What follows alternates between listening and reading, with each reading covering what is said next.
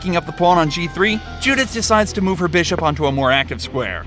Magnus responds by sliding his king up, looking to transfer a rook into her open h-file. Black moves her terrible knight to a better square, and black moves the rook over, attacking the bishop.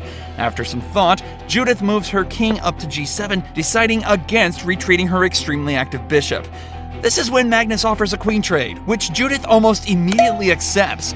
Trading down against Magnus can be a risky game, as Magnus is regarded as the best endgame player in history, being able to quote-unquote draw water from a stone, making this a risky move. After trading queens, Judith sees a bishop sacrifice, which after Magnus takes it, she can fork the rook and king, winning material. What Judith didn't anticipate though was that Magnus already knew this was coming. Willingly accepting this sacrifice, realizing he could move his king in time, trapping the knight, rendering it completely useless. And after this string of moves, Judith is now in deep trouble. Now down on material, time, and position, she needs a miracle, and fast.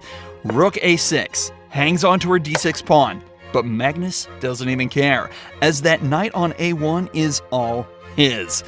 Picking up his winning like it's an arcade game. Out of desperation, Judith trades off Magnus's knight on b5, but this just digs her grave even deeper. Magnus is now up 2 points of material in a completely winning endgame. All he needs to do is defend his pawns, trade off pieces, and he beat the best female chess player of all time. Judith tries to create an attack on Magnus's g2 pawn, but Magnus has it covered. Judith then makes a last-ditch attempt to capture White's isolated pawn on b6, but Magnus calmly plays knight b2. With a nasty idea in mind, Judith cannot take his pawn. Judith takes the bait. Falling straight into Magnus's trap, this game is over. Magnus realized this rook's only safe square is b4. So if he can prevent black from accessing this, next move he traps the rook after knight c4.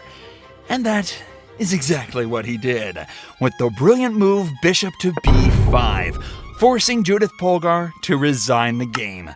The players shake hands, with Magnus still remaining as the undisputed chess world champion.